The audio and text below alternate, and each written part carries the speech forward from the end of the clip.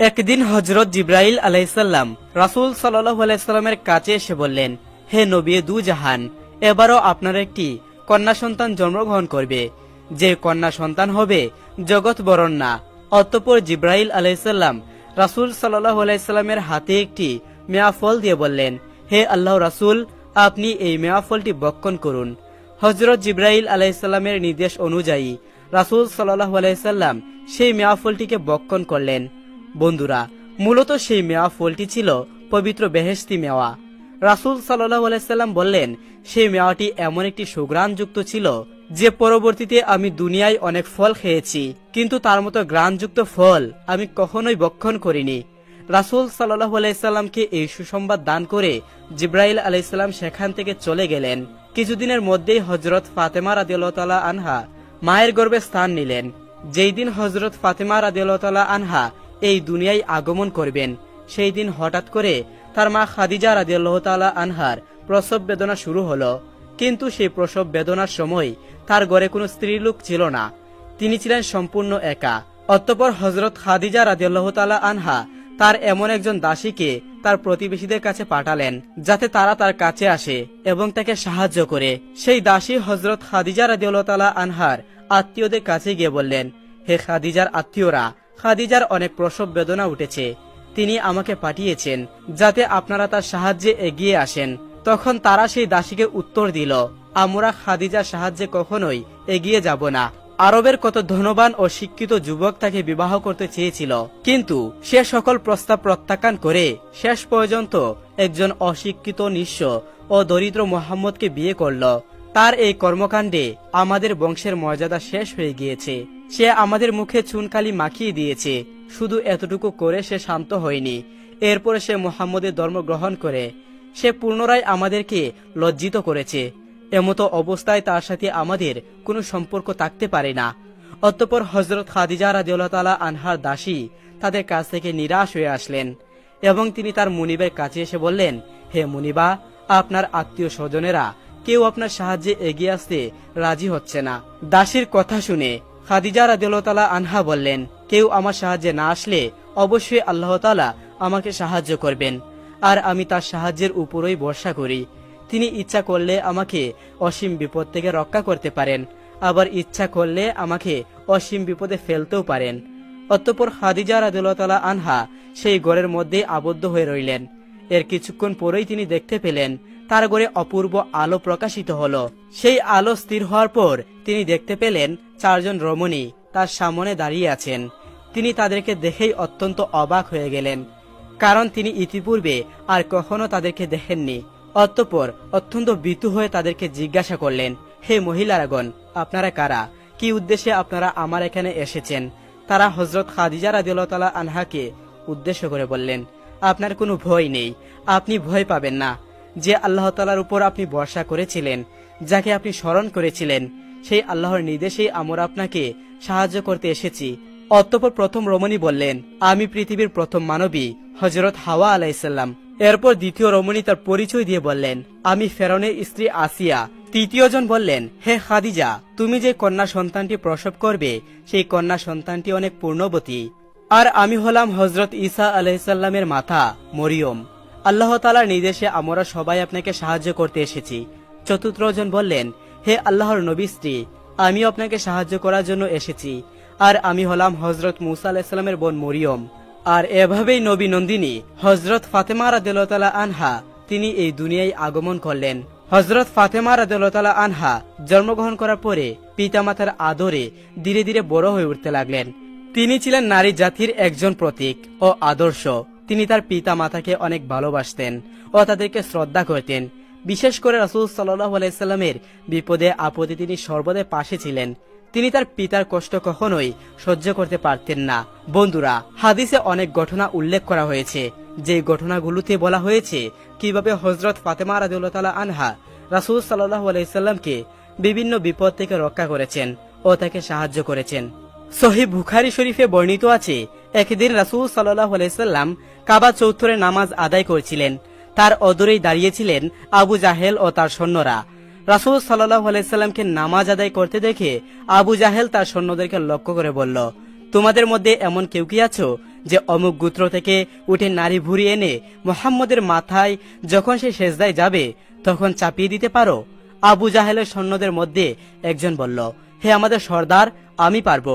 অমুক গর্ত থেকে উঠে নারী ভুরি এনে আমি মুহাম্মদের মাথায় চাপিয়ে দিতে পারবো। অতঃপর সেই ব্যক্তি উঠে নারী ভুরি আনার জন্য চলে গেল। তারপর সে ফিরে এলো এবং অপেক্ষা করতে লাগলো কখন মুহাম্মদ সাল্লাল্লাহু আলাইহি সাল্লাম সেজদায় যান। যখন রাসূল সাল্লাল্লাহু আলাইহি সাল্লাম সেজদায় গেলেন তখন সে উটের নারী ভুঁড়িগুলো রাসূল সাল্লাল্লাহু আলাইহি সাল্লামের ঘাড়ের উপর চাপিয়ে দিল। সেই নারী ভুঁড়ির ময়লা আবর্জনা রাসূল সাল্লাল্লাহু আলাইহি সাল্লামের কাপড় মোবারকে লাগলো এবং কাপড়গুলো নষ্ট হয়ে গেল। রাসূল সাল্লাল্লাহু আলাইহি সাল্লাম ভাবতে লাগলেন, আমি যদি এখন সেজদা থেকে উঠি তাহলে উটের নারী ভুঁড়ি কাবা চত্বরে ছড়িয়ে পড়বে এবং কাবা চত্বর ময়লা হয়ে যাবে। এজন্য তিনি সেজদা থেকে মাথা উঠাচ্ছিলেন না। এদিকে রাসূল সাল্লাল্লাহু আলাইহি সাল্লামের এমন অবস্থা হলো যে তিনি নাড়াচড়াও করতে পারছিলেন না, তার দম বন্ধ হয়ে আসছিল। এই কথাটি যখন ফাতেমা রাদিয়াল্লাহু তাআলা আনহার কাছে গেল তিনি দৌড়ে এলেন এবং তিনি রাসূল সাল্লাল্লাহু আলাইহি সাল্লামের গায়ের মুবারক থেকে নারী ভুঁড়িগুলো সরালেন এবং তিনি আবু জাহেল ও তার সৈন্যদেরকে লক্ষ্য করে বললেন, হে আল্লাহর শত্রু, আমার পিতা তোমাদের সাথে কি এমন অন্যায় করেছে যে তোমরা তাকে এভাবে কষ্ট দিচ্ছ? তার অপরাধ কি এটাই যে তিনি বললেন আল্লাহ এক, তার কোনো শরীক বা অংশীদার নেই, এবং এই অপরাধের কারণেই কি তোমরা তাকে হত্যা করতে চাচ্ছ? তোমাদের মতো নিষ্ঠুর ও পাপী এই দুনিয়াতে আর কেউ নেই। হযরত ফাতেমা রাদিয়াল্লাহু তাআলা আনহার এই কথা শ্রবণ করে আবু জাহেল ও তার সৈন্যরা অত্যন্ত লজ্জিত হলো এবং তারা সেই জায়গা ত্যাগ করলো। আর এভাবেই হযরত ফাতেমা রাদিয়াল্লাহু তাআলা আনহা রাসূল সাল্লাল্লাহু আলাইহি সাল্লামের প্রত্যেকটি বিপদেই তার পাশে ছিলেন এবং তিনি তার খেদমত করার চেষ্টা করেছিলেন। হযরত ফাতেমা রাদিয়াল্লাহু তাআলা আনহা 11তম বয়সে উপস্থিত হলেন। তখন তার মাতা খাদিজা রাদিয়াল্লাহু তাআলা আনহা অত্যন্ত অসুস্থ হয়ে শয্যাশায়িত হয়ে পড়লেন। খাদিজা রাদিয়াল্লাহু তাআলা আনহা সর্বদাই রাসূল সাল্লাল্লাহু আলাইহি সাল্লামের সুখে দুঃখে পাশে থাকতেন এবং তার খেদমত করতেন। শয্যাশায়িত অবস্থায় তিনি আর নবীজির খেদমত করতে পারছিলেন না, এজন্য তিনি অত্যন্ত ভারাক্রান্ত ও দুঃখিত ছিলেন। একদিন তিনি কান্না ভিজা কণ্ঠে আল্লাহ দরবারে প্রার্থনা করলেন, হে আল্লাহ, আমি জীবনের শেষ প্রান্তে এসে উপস্থিত হয়েছি। আমার জীবনের কোনো মায়া নেই। আমার আফসোস একটাই যে জীবনের শেষ মুহূর্তে এসে তোমার হাবিবের সেবা যত্ন থেকে বঞ্চিত হলাম। হয়তো আমার মতো হতভাগা দুঃখিনী নারী এই দুনিয়াতে খুঁজে পাওয়া যাবে না। বিবি খাদিজা রাদিয়াল্লাহু যখন এই প্রার্থনাগুলো করেছিলেন তখন ফাতেমা রাদিয়াল্লাহু তাআলা আনহা পাশেই বসেছিলেন। তিনি যখন মায়ের এই কান্না ভেজা আবেগ যখন শ্রবণ করলেন তার হৃদয় ভেঙ্গে চলছিল হয়ে গেল। তখন ফাতেমা রাদিয়াল্লাহু তাআলা আনহা মায়ের অশ্রু মুছে দিয়ে মাকে বললেন, আম্মাজান, আপনি চিন্তা করবেন না, আপনার স্থানে আমি আব্বাজানের সর্বদা খেদমত করব। আমার জীবন থাকতে আব্বাজানের খেদমতে সামান্য স্থানে ত্রুটি হতে দিব না। মৃত্যু প্রতযাত্রী হযরত খাদিজা রাদিয়াল্লাহু তাআলা আনহা অত্যন্ত আনন্দিত হলেন। অতঃপর তিনি আল্লাহ তাআলার কাছে দোয়া করলেন। তিনি বললেন, হে আল্লাহ, তুমি আমার মেয়েকে তোমার প্রিয় বান্দি বানিয়ে নাও, তাকে জগতের বুকে মহামর্যাদাপূর্ণ মাতৃ আসনে আদিষ্ট করো। তখন তিনি ফাতেমা রাদিয়াল্লাহু তাআলা আনহাকে কাছে ডেকে বললেন, হে ফাতেমা, তুমি আমার প্রাণের মেয়ে, মনে রাখবে এই পৃথিবী থেকে আমি চলে যাওয়ার পর কোনো দুঃখ প্রকাশ করবে না, বরং সর্বদাই আমার জন্য ক্ষমা প্রার্থনা করবে ও দোয়া করবে। তবে তোমার কাছে আমার একটি বিশেষ আবেদন হলো, আমার মৃত্যুর পরে তোমার আব্বাজানের খেদমত ও সেবা যত্নের দায়িত্ব তুমি গ্রহণ করবে। আমি যেমন তার সেবা যত্ন করেছিলাম তুমি তার অনুরূপ তার সেবা যত্নে রাখার চেষ্টা করবে। মনে রেখো, তোমার আব্বাজানের খেদমতে ইহকাল ও পরকালে তোমার কল্যাণ হবে। আমি আল্লাহ তাআলার কাছে দোয়া করছি, আল্লাহ যেন তোমাকে তোমার পিতার খেদমত করার সুযোগ দান করেন এবং তার খেদমতের উসিলায় আল্লাহ রাব্বুল আলামিন যেন তোমাকে সীমাহীন মর্যাদায় অধিষ্ঠ করেন। আর এভাবেই হযরত খাদিজা রাদিয়াল্লাহু তাআলা আনহা এই দুনিয়া থেকে চির বিদায় গ্রহণ করলেন। একদা ইমরানের স্ত্রী হান্না একটি বৃক্ষতলায় উপবিষ্ট ছিলেন। এমন সময় ওই বৃক্ষের একটি শাখার দিকে তার দৃষ্টি নিপতিত হলো। সে শাখার দিকে তিনি তাকিয়ে দেখতে পেলেন যে একটি পাখির ডিম থেকে একটি বাচ্চা বের হলো এবং কিচির মিচির করে ডাকাডাকি শুরু করলো। তখন পাখিটি তার বাচ্চাটিকে তার বুকে নিয়ে খাবার খাওয়াতে শুরু করলো। এই দৃশ্য অবলোকন করে হান্নার অন্তরেও একটি সন্তান লাভের আকাঙ্ক্ষা প্রবল হয়ে উঠল। সাথে সাথে তিনি আল্লাহ তাআলার দরবারে হাত তুলে দোয়া করলেন। শুধু তাই নয়, বাইতুল মুকাদ্দাস গমন করে তিনি আল্লাহ তাআলার নিকট ফরিয়াদ করলেন যে, হে আল্লাহ রাব্বুল আলামিন, আপনি অনুগ্রহপূর্বক আমাকে একটি সন্তান দান করুন। পার্থিব কোনো স্বার্থের জন্য আমি এই সন্তান কামনা করছি না, বরং তাকে আমি আপনার পবিত্র মসজিদে বাইতুল মুকাদ্দাসের খেদমত করার জন্য উৎসর্গ করব। এটাই ছিল হান্নার অন্তরে একাঙ্ক বাসনা। আল্লাহ তাআলা তার দোয়া কবুল করেন, তার গর্ভে একটি সন্তান দান করেন।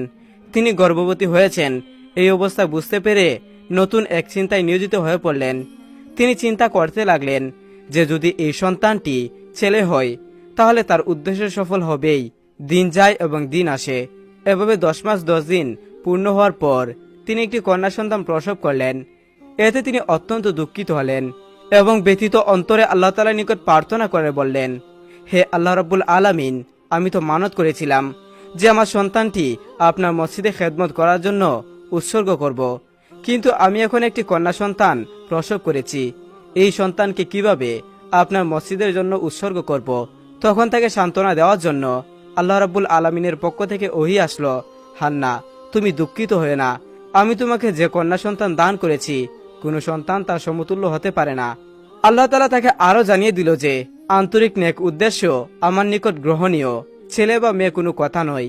আল্লাহ তাআলার পক্ষ থেকে এই কথা জানার পর শান্ত হৃদয়ে বলে উঠলেন, হে আল্লাহ রাব্বুল আলামিন, এই কন্যা সন্তানটির নাম রাখলাম মরিয়ম এবং তাকে ও তার ভবিষ্যৎ বংশধরকে বিতাড়িত ইবলিসের ফিতনা থেকে রক্ষা করার জন্য আমি আপনার নিকট প্রার্থনা জানাচ্ছি। আল্লাহ তাআলা তাকে অবগত করলেন, তোমার প্রার্থনা আমি কবুল করলাম এবং তোমার সন্তানটিকে ও তার ভবিষ্যৎ প্রজন্মকে আমি শয়তানের ফিতনা থেকে রক্ষা করব। হান্নার স্বামী ছিল বাইতুল মুকাদ্দাসের ইমাম। যখন হযরত মরিয়ম আলাইহিস সালাম জন্মগ্রহণ করেন তখন তার পিতা ইমরান আলাইহিস সালাম ইন্তেকাল করেছিলেন। সে সময় বাইতুল মুকাদ্দাসের তত্ত্বাবধানে শুধু হযরত জাকারিয়া আলাইহিস সালাম একাই নিযুক্ত ছিলেন না, বরং ওই পদে আরো কয়েকজন লোকও ছিল, আর হযরত জাকারিয়া আলাইহিস সালাম ছিলেন তাদের মধ্যে অন্যতম। সুতরাং মরিয়ম আলাইহিস সালামের জন্মের পর তার জননী হান্না নিজের মানত পূরণ করার জন্য তাকে মুকাদ্দাসে নিয়ে গেলেন। মরিয়ম আলাইহিস সালাম যেহেতু ওই মসজিদের ইমামের কন্যা ছিলেন, তাই তার প্রতি প্রত্যেকেরই একটি স্বাভাবিক স্নেহ বৎসন কাজ করছিল এবং তার তত্ত্বাবধানের দায়িত্ব প্রাপ্তের আকাঙ্ক্ষা প্রত্যেকের মনেই ছিল। তারা প্রত্যেকে এই বাসনা পোষণ করেছিলেন যে মরিয়মের তত্ত্বাবধানের বার তারা নিজে গ্রহণের সৌভাগ্য অর্জন করবে। সকলের মনেই যখন মরিয়ম আলাইহিস সালামকে লালন পালনের বাসনা ছিল, তখন কে মরিয়ম আলাইহিস সালামকে লালন পালন করবেন এই নিয়ে তাদের মধ্যে তর্ক বিতর্ক শুরু হয়। হযরত জাকারিয়া আলাইহিস সালাম যেহেতু মরিয়ম আলাইহিস সালামের খালু ছিলেন, তাই তিনি বললেন, তার লালন পালনের দায়িত্ব আমি গ্রহণ করব, কারণ আমার অধিকার সবচাইতে বেশি, কেননা তার খালা মাসরি আর খালা মায়ের সমতুল্য। এই বলে তিনি যুক্তি পেশ করলেন। অন্য লোকেরা তার এই যুক্তি মানতে রাজি হলো না। অবশেষে জাকারিয়া আলাইহিস সালাম একই প্রশ্ন উদ্বোধন করলেন। তিনি বললেন, তোমরা যেহেতু মরিয়মকে আমার দায়িত্ব প্রদান করতে সম্মত হচ্ছ না, তবে আসো আমরা ভাগ্য পরীক্ষা করি। এই প্রস্তাবে সকলে রাজি হয়ে গেল এবং সিদ্ধান্ত হলো যে তারা তাদের লোহার কলম, যেগুলো দিয়ে তারা তাওরাত কিতাব লিপিবদ্ধ করেন, সেই কলমগুলোকে নদীর পানিতে ছেড়ে দেওয়া হবে। অতঃপর যার কলম পানির উপর ভেসে আসবে সেই মরিয়ম আলাইহিস সালামের তত্ত্বাবধানকারী হবেন। সিদ্ধান্ত অনুযায়ী প্রত্যেকেই একটি নদীর পানির সামনে একত্রিত হলেন। অতঃপর তারা তাদের কলমগুলোকে সেই নদীর পানিতে ছেড়ে দিলেন। দেখা গেল যে হযরত জাকারিয়া আলাইহিস সালামের কলমটি একই স্থানে ভেসে রইল, কিন্তু অন্য সকলের কলমগুলো নদীর পানিতে ডুবে গেল। তখন সর্বসম্মতিক্রমে এই সিদ্ধান্ত গ্রহণ করা হলো যে হযরত মরিয়ম আলাইহিস সালামের তত্ত্বাবধানে লালন পালনের দায়িত্ব জাকারিয়া আলাইহিস সালামের কাছেই থাকবে। জাকারিয়া আলাইহিস সালাম মরিয়ম আলাইহিস সালামের লালন পালনের বার দায়িত্বপ্রাপ্ত হওয়ার পরে একজন দাত্রী রেখে মরিয়ম আলাইহিস সালামকে তার দুধ পালনের ব্যবস্থা করে দিলেন। অতঃপর হযরত মরিয়ম আলাইহিস সালাম যখন একটু বড় হয়ে উঠলেন, তখন মসজিদ সংলগ্ন একটি কক্ষ থাকার ব্যবস্থা করে দেওয়া হলো। তিনি ওই কক্ষে অবস্থান করতেন। হযরত জাকারিয়া আলাইহিস সালাম যখন কোনো কাজে বের হতেন, তখন তিনি মরিয়ম আলাইহিস সালামকে আবদ্ধ করে বাহিরে যেতেন। আবার যখন বাহির থেকে আসতেন, তখন নিজের হাতে দরজা খুলতেন। অন্য কারো এ কক্ষে প্রবেশের সুযোগ ছিল না। শুধু মরিয়ম আলাইহিস সালাম উক্ত কক্ষের অভ্যন্তরে থেকে আল্লাহ রাব্বুল আলামিনের ইবাদত বন্দেগী করতেন, আর মাঝে মাঝে প্রয়োজন মতো তিনি কক্ষ থেকে বের হয়ে মসজিদ ঝাড়ু দিতেন এবং কখনো কখনো মসজিদের বিছানাপত্র ঠিক করে দিতেন এবং সময় মতো মসজিদের বাতি জ্বালিয়ে দিতেন। জাকারিয়া আলাইহিস সালাম প্রতিদিনের মতো মরিয়ম আলাইহিস সালামের কক্ষের ভিতরে প্রবেশ করলেন। কক্ষ খুলে তিনি দেখতে পেলেন যে মরিয়ম আলাইহিস সালামের সম্মুখে কয়েক রকম অমৌসুমী ফল রাখা আছে। তখন তিনি বিস্ময় হতবাক হয়ে গেলেন। এরপর মরিয়ম আলাইহিস সালামকে জিজ্ঞাসা করলেন, হে মরিয়ম, এই সকল খাদ্য তোমার জন্য কোথা থেকে আসলো? তিনি জবাব দিলেন, আল্লাহ তাআলার অদৃশ্য ও অফুরন্ত খাদ্য থেকে এসেছে। আল্লাহ তাআলা যাকে ইচ্ছা এভাবে রিজিক প্রদান করেন। হযরত জাকারিয়া আলাইহিস সালাম বৃদ্ধ পর্যন্ত নিঃসন্তান ছিলেন। তিনি নিজে বৃদ্ধ হয়ে গিয়েছিলেন। হযরত জাকারিয়া আলাইহিস সালাম যখন দেখলেন মরিয়ম আলাইহিস সালামের কক্ষে কয়েক রকম ও মৌসুমী ফল রাখা আছে, তখন তিনি চিন্তা করলেন, যদি আল্লাহ রাব্বুল আলামিন মরিয়মের ঘরে ও মৌসুমী ফল রেখে দিতে পারেন, সে আল্লাহ রাব্বুল আলামিন আমাকে অসময়ে কেন সন্তান দান করতে পারবেন না। অতঃপর তিনি আল্লাহ রাব্বুল আলামিনের কাছে প্রার্থনা করলেন, হে আল্লাহ রাব্বুল আলামিন, যদি মরিয়মকে অমৌসুমী ফল খাওয়াতে পারো, তাহলে আমাকে কেন বৃদ্ধ বয়সে সন্তান দান করতে পারবে না। হে আল্লাহ রাব্বুল আলামিন, তোমার দরবারে আমার একান্ত অবিহিত প্রার্থনা, তুমি আমাকে একটি উত্তম সন্তান দান করো।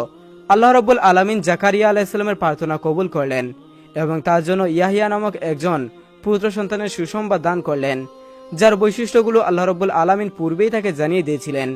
আল্লাহ রাব্বুল আলামিন হযরত জাকারিয়া আলাইহিস সালামকে বললেন, হে জাকারিয়া, আমি তোমাকে ইয়াহিয়া নামক একজন পুত্র সন্তান দান করব, যে হযরত ঈসা আলাইহিস সালামের নগদে সাহায্য প্রদানকারী ও নেতৃত্বের অধিকারী হবেন। তিনি একজন নবী ও সৎ কর্মশীলদের মধ্যে অন্তর্ভুক্ত হবেন। আর এভাবে হযরত জাকারিয়া আলাইহিস সালাম ইয়াহিয়া নামক একজন অত্যন্ত পূর্ণবান সন্তান লাভ করলেন। একদা হযরত মরিয়ম আলাইহিস সালাম বাসগৃহের পূর্বের দিকে গোসল করতে গেলেন এবং সেখানে তিনি একটা পর্দা দিয়ে দিলেন, যাতে পর্দার আড়াল থেকে গোসল করতে পারেন। আল্লাহ রাব্বুল আলামিন বললেন, অতঃপর ওই অবস্থায় আমি মরিয়মের নিকট নিজের রূপ অর্থাৎ জিব্রাইল আলাইহিস সালামকে প্রেরণ করলাম, আর সে তার সম্মুখে একজন মানুষের রূপে আত্মপ্রকাশ করল। হযরত জিব্রাইল আলাইহিস সালাম একজন মানুষের রূপে হযরত মরিয়ম আলাইহিস সালামের সামনে উপস্থিত হলেন। জিব্রাইল আলাইহিস সালামকে দেখে মরিয়ম আলাইহিস সালাম অত্যন্ত ভীতসম্ভূত হয়ে বললেন, আমি তোমার থেকে দয়াময় আল্লাহ রাব্বুল আলামিনের কাছ থেকে আশ্রয় প্রার্থনা করছি। তুমি যদি আল্লাহ রাব্বুল আলামিনকে বিন্দু পরিমাণও ভয় পেয়ে থাকো, তবে এখান থেকে দূর হয়ে যাও এবং আমার ইজ্জতের প্রতি কোনো রকম কলঙ্ক করার চেষ্টা করিও না।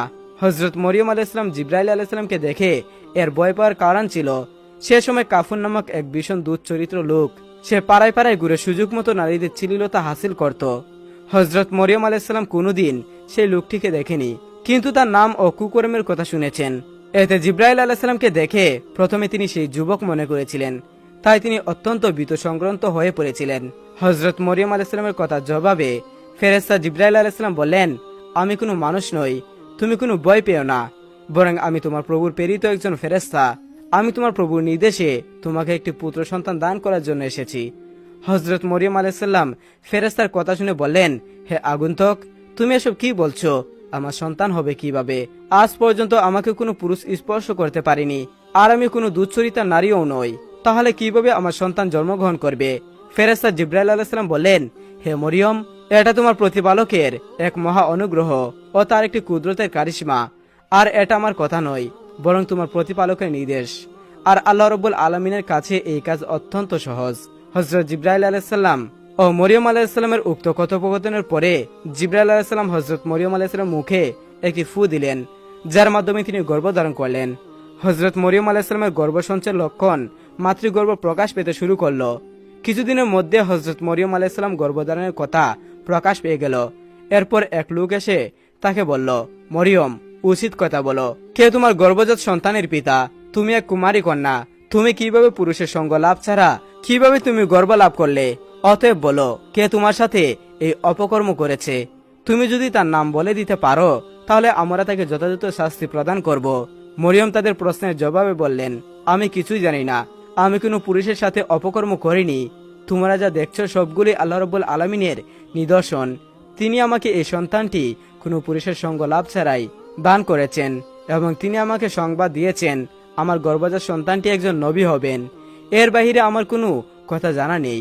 এর মধ্যে একজন যুবক বলে উঠল, দিবারাত্রি মসজিদে ইবাদতের নামে কক্ষ বন্ধ করে অন্য পুরুষের সঙ্গে অপকর্ম করেছ, এবার তো তা ফাঁস হয়ে গেছে। এখন অন্য বাহানায় সে কথাগুলো গোপন রাখার চেষ্টা করছো।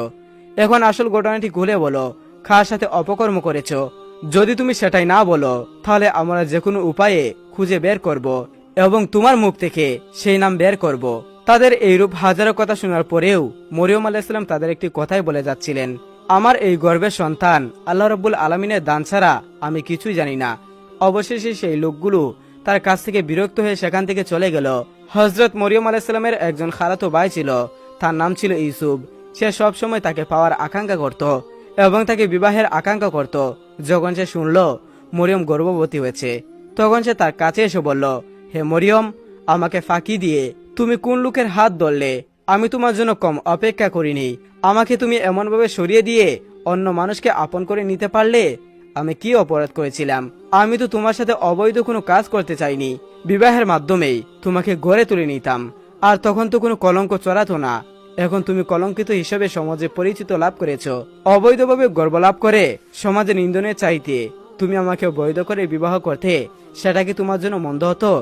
হযরত মরিয়ম আলাইহিস সালাম ইউসুফের কথা শুনে বলল, বা ইউসুফ, তুমি বিশ্বাস করো, কসম কে বলছি, আমি কোনো পুরুষের সঙ্গে অপকর্ম করিনি এবং আমি জিনাকারিনী নই। আল্লাহ রাব্বুল আলামিন কুদরতের মাধ্যমে আমাকে এই সন্তান দান করেছেন এবং তিনি আমাকে সুসংবাদ দিয়েছেন আমার গর্ভজাত সন্তান একজন নবী হবেন। তখন সে বলল, এসব বলে তুমি আমাকে বোকা বানানোর চেষ্টা করছো। পৃথিবীর ইতিহাসে কোনো নারী পুরুষের স্পর্শ ছাড়া গর্ভধারণ করেছে এমন কোনো প্রমাণ আছে কি? আমাকে অযথা ধোঁকা দেওয়ার চেষ্টা করছো। অতএব এটা তোমার ভবিষ্যৎ মঙ্গলজনক হবে না। একদিন না একদিন তোমার সেই অপকর্মকারী লোকের নাম প্রকাশ হয়ে পড়বে। আর তুমি যতই ছলনা করো না কেন, সমাজে মানুষ এজন্য তোমাকে শাস্তি দিবে। মরিয়ম আলাইহিস সালাম জবাবে বললেন, তুমি পিতা ব্যতীত কোনো সন্তান গ্রহণের কথা শুনোনি, কিন্তু পিতামাতা ব্যতীত আল্লাহ রাব্বুল আলামিন হযরত আদম ও হাওয়া আলাইহিস সালামকে কিভাবে সৃষ্টি করেছিলেন এই কথা কি তোমার মনে নেই? যে আল্লাহ রাব্বুল আলামিন পিতামাতা ব্যতীত মানুষ সৃষ্টি করতে পারেন, তিনি কি পিতা ব্যতীত মানুষকে সৃষ্টি করতে পারেন না? ভাই ইউসুফ, তুমি আমার নামে কলঙ্ক ছড়ায় না। আমি আল্লাহর হেফাজতে আছি এবং আল্লাহ রাব্বুল আলামিন আমাকে রক্ষা করবেন। যারা আমার নামে অপবাদ ও কলঙ্ক ছড়ানোর চেষ্টা করবে, আল্লাহ রাব্বুল আলামিন তাদের কাছ থেকে প্রতিশোধ গ্রহণ করবে। ইউসুফ শেষের কথাগুলো শুনে তার হৃদয় গলে গেল। তখন সে বলল, বোন, আমি তোমার বর নই। তুমি যা বলছো তা যদি সত্যি হয় তবে আমি তোমাকে সাহায্য করব এবং তোমার উপর অপবাদকারীদেরকে শাস্তি দেব, কিন্তু তার পূর্বে তোমার সত্যবাদিতার জন্য তোমাকে প্রমাণ দিতে হবে। হযরত মরিয়ম আলাইহিস সালাম বললেন, এর জন্য তোমাকে কিছুদিন অপেক্ষা করতে হবে, তখন তুমি নিশ্চিতভাবে আমার সত্যবাদীদের প্রমাণ পাবে। এরপর ইউসুফ মরিয়মের কাছ থেকে বিদায় গ্রহণ করল এবং হযরত মরিয়ম আলাইহিস সালাম পুনরায় আল্লাহ রাব্বুল আলামিনের দিনে মগ্ন হয়ে গেলেন। তিনি আল্লাহ রাব্বুল আলামিনের কাছে করুণ সুরে আবেদন করে জানালেন, হে দয়াময়, হে দয়া সাগর, তুমি সমুদ্রকে পাহাড় এবং পাহাড়কে সমুদ্রতে পরিণত করো। তুমি ফকিরকে বাদশাহ ও বাদশাকে ফকিরে পরিণত করো। অতএব আমার এই দুর্দিনে আমার উপর অপবাদকারীদের তুমি আপলন করে দাও। আমি এই অপরাধের তীব্র আঘাত আর সহ্য করতে পারছি না। এ সময় জিবরাইল আলাইহিস সালাম মরিয়মের কাছে এসে বললেন, হে মরিয়ম, তুমি নিরাশ হয়ে না। তোমার প্রতি আল্লাহ রাব্বুল আলামিনের সাহায্য রয়েছে। বিদ্রুপকারীদের সামগ্রিক বিদ্রুপে তুমি নিরাশ হয়ে না। আল্লাহ তাআলা অপবাদ দানকারীদেরকে জবাব দিবেন। তুমি তাদের জবাব দিতে গিয়ে তোমার মূল্যবান সময় নষ্ট করো না। সবসময় আল্লাহ রাব্বুল আলামিনের ইবাদত বন্দেগীতে মশগুল থেকো। তিনি সর্ব অবস্থায় তোমাকে হেফাজত করবেন। এভাবে হযরত মরিয়ম আলাইহিস সালাম দেখতে দেখতে 10 মাস 10 দিন অতিবাহিত করল। তারপর হঠাৎ তার প্রসব বেদনা শুরু হলো। তখন তিনি ঘর থেকে বের হয়ে এক বিরাট মাঠের দিকে বাড়ি জমালো। যে মরুভূমিতে হযরত মরিয়ম আলাইহিস সালাম সন্তান প্রসবের জন্য গিয়েছিলেন, সেই স্থানটির নাম ছিল বাইতুল আর্দ। সেই স্থানটি বাইতুল মুকাদ্দাস থেকে 12 মাইল দূরে। সেখানে তিনি একটি খেজুর গাছের নিকট বসেছিলেন। তখন তার প্রসব বেদনা তীব্র হলো। একদিকে ছিল তার প্রসব বেদনা, অন্যদিকে ছিল মানুষের সমালোচনার বই। এ কারণে হযরত মরিয়ম আলাইহিস সালাম বেদনায় অস্থির হয়ে বললেন, হে আল্লাহ রাব্বুল আলামিন, আমি যদি এই পৃথিবীতে জন্মগ্রহণ নাই করতাম, আমি যদি মানুষের মন থেকে বিচ্ছিন্ন হয়ে যেতাম, তাহলে অত্যন্ত ভালো হতো। এরপরে মরিয়ম আলাইহিস সালাম একটি পুত্র সন্তান দান করলেন। তিনি যখন এমন চিন্তার অধীর ছিলেন আর তাকে সাহায্য করার জন্য কেউ ছিল না, আল্লাহর ফেরেশতা হযরত জিবরাইল আলাইহিস সালাম সেখানে অবতরণ করেন এবং হযরত মরিয়ম আলাইহিস সালামের পাশে একটি সুন্দর ঘর তৈরি করে দিলেন। এরপর তাকে নির্দেশ করলেন, মরিয়ম, তুমি ঝর্ণার পানি ও বৃক্ষের খেজুর ভক্ষণ করো। এরপর মরিয়ম আলাইহিস সালাম খেজুর খাওয়ার ইচ্ছা করা মাত্রই খেজুরের ডাল হযরত মরিয়ম আলাইহিস সালামের মাথার কুলের কাছে ঝুলেছিল। তিনি হালকাভাবে খেজুরের ডালে নাড়া দিলেন আর তখন তরতরা খেজুর পড়ল। তখন তিনি খেজুর ও নহরের পানি পান করে একটু সুস্থ হয়ে উঠলেন। অতঃপর জিবরাইল আলাইহিস সালাম তাকে বললেন, মরিয়ম, তুমি তোমার অপবাদকারীদের কথা চিন্তা করো না। লোকেরা যদি তোমাকে এই সন্তানের ব্যাপারে কিছু জিজ্ঞাসা করে, তাহলে ইশারায় তুমি তাদেরকে বলে দিও তুমি রোজা রেখেছিলে। বনি ইসরায়েলের যুগে রোজা রাখা অবস্থায় কথা বলা নিষিদ্ধ ছিল। তোমার পক্ষ থেকে তোমার নবজাতক পুত্র আল্লাহ রাব্বুল আলামিনের কুদরতে তাদের সকল প্রশ্নের জবাব দিয়ে দিবেন।